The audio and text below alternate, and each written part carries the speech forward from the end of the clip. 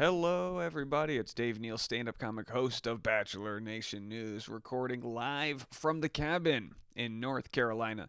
That's right, your boy is in Bear Country. It is Bear Country Dave.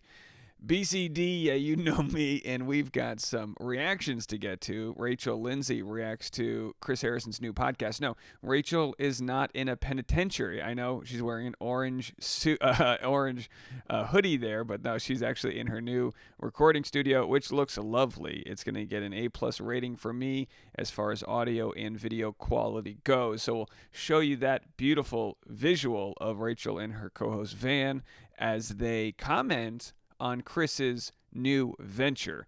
Do me a favor, hit the like button if you enjoy hearing my Bachelor Nation news from a cabin, because if you only knew how many things were happening right now for me to make this content, you'd be surprised. I have my left finger stuck in my new mixer because I think it got damaged. Well, speaking of things that are damaged, everyone from Bachelor Nation, including me and you, whether you consume it or make it, the drama is real. My left finger is stuck in a mixer to keep the ground noise from going off.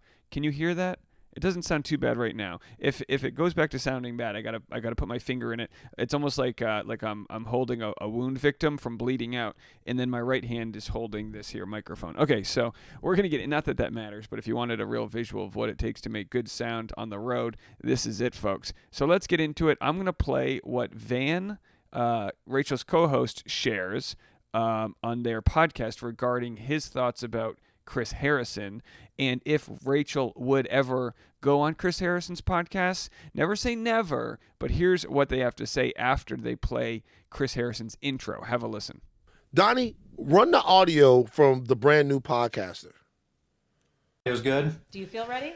I think. I don't know. A little nervous. I have not spoken publicly for 2 years about this. Notice Rachel and checked out. I have a lot of thoughts, and I think about this every day. Truly, every day of my life, I think about this and what I want to say, and how important it is that I speak to everyone for the first time. So, I also want to show you guys that with my mixer, I can do this sound too, which I'm not going to do often, but I want to show the sound for you guys. it's heavy. It's really heavy. We'll see how it goes. Get to it, Chris. We may scrap this whole thing, to be honest. I don't know. But I think it'll be cathartic. I'm looking forward to getting this off my shoulders. And Now it looks like to the naked eye that their computer screen has frozen, but it's not. This is just their lack of reaction to Chris. repairing this, moving forward, and letting everybody hear from me.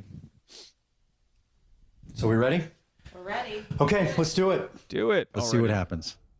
All right, first episode. Here we go in three, 3, 2, two. 1. I'm Chris Harrison. Hello, with everybody, Bachelor and Nation welcome to the News. most dramatic podcast ever. All right, there it is. Wow. The most dramatic podcast ever. So this is Chris That's a Harrison. Bachelor saying. You know that. Is it? He always says, "Welcome." It's the most dramatic season ever. So he's playing off that. So he is back in Batch World with this podcast. No, I don't think. Only in regards to the topic that he just referred to in that audio. It's but called The Most Dramatic. I think he's just playing off one of his most famous catchphrases. There won't be Bachelor talk, I would assume. Question for you. I would not necessarily disagree with her, but I think there will be Bachelor talk in regards to how it played out with Chris Harrison, his canceling, whatever you want to call it. I have friends that I value their opinion tell me Chris Harrison wasn't canceled, and others, it's like, look, he got fired. We have to just call a spade a spade. Just because he unfired himself and created a new business venture doesn't mean he's not canceled, right? So the whole like, well, cancel culture doesn't exist for white guys. It's like the guy lost money. My guess is over the stretch of how long he would have been the host, $15 to $20 million. That's what he lost. Just because he's rich and has all this other money doesn't take away from what went down. It just annoys me when people say he wasn't canceled. Listen, when you have to come out with a podcast after getting fired from your job as an on-air host, that's canceling. Now, the morality of canceling is a different issue, but call it what it is, for God's sake. Have you been asked to be on this podcast? This is Chris Harrison, most dramatic podcast ever. And secondly, if you were asked to be on this podcast with Chris Harrison, would you do it? I was not asked, and I would not be on it. Wow. You would not do the podcast with Chris Harrison. If Chris Harrison wanted to have a conversation with you on the podcast, you would not do it. Well, here's what I would do if I was Rachel. I'd say, you come on to my podcast, Chris Harrison. That's what I would say, because it'd be great for the ratings. And if your name's going to get dragged into a situation, you might as well get the equity of it. It's almost like Rachel Lindsay owns an ice cream store, and now Chris Harrison opens up an ice cream store.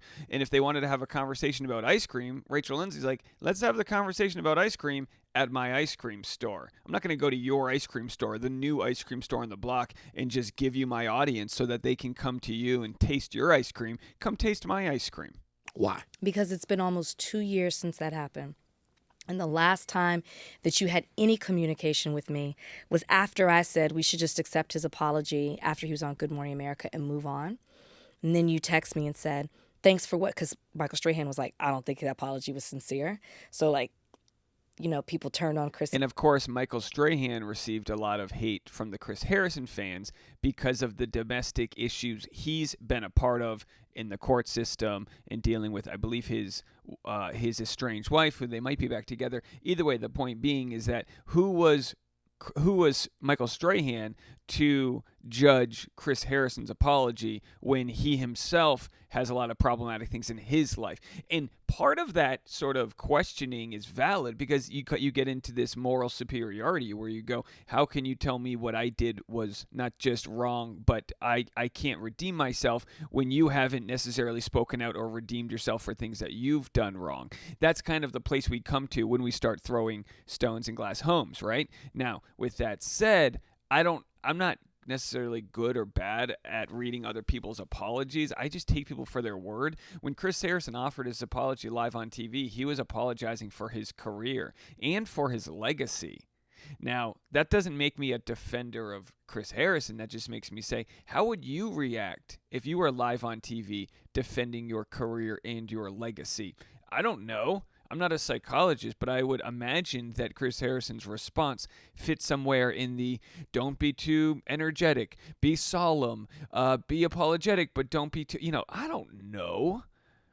But that's where they stood with that, just to recap Michael Strahan's thoughts. Again, or went harder on him, and I said what I said, and he wrote me and said, I think we should just, I appreciate what you had to say, we should go have dinner. So that was over a month after the initial thing happened. So you never reached out to me in between when I was going through all of what I was on social media, but you're in the media telling everybody I'm your friend. So you reach out to me when I say something that is in your favor. It's the first time you reach out.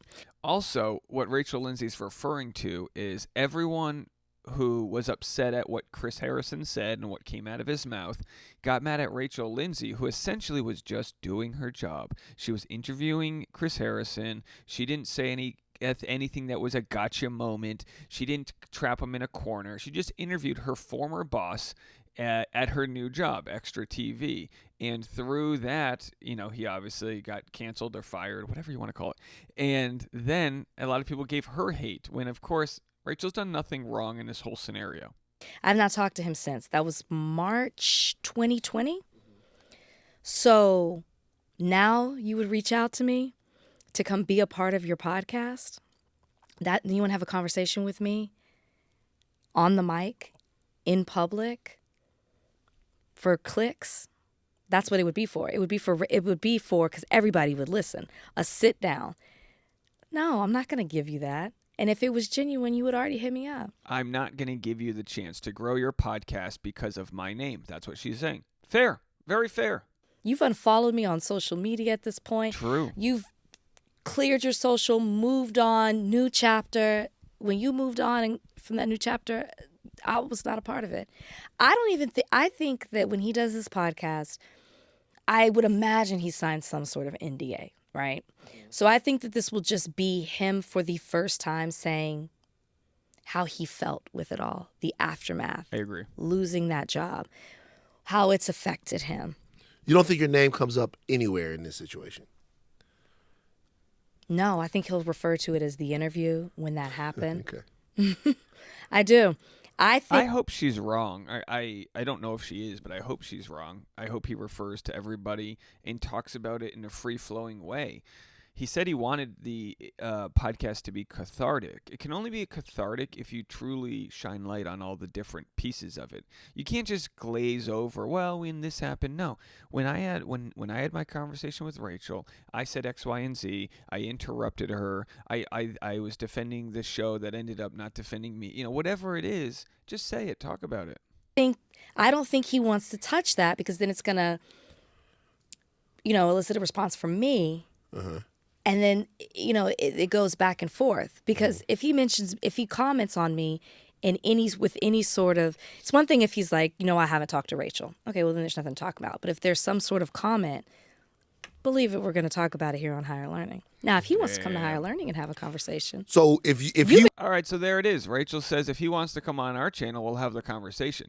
I would never encourage Rachel to have a conversation she wasn't comfortable having. I'll say this, when it comes to us as an audience wanting to hear that conversation, we have to be respectful about whatever emotional energy she has, not wanting to deal with all the trolls and the racism, because that's what a lot of people, a lot of the negative energy, they do. It is racist because it becomes white man versus black woman, and it doesn't have to be that way. It can be two people having a conversation.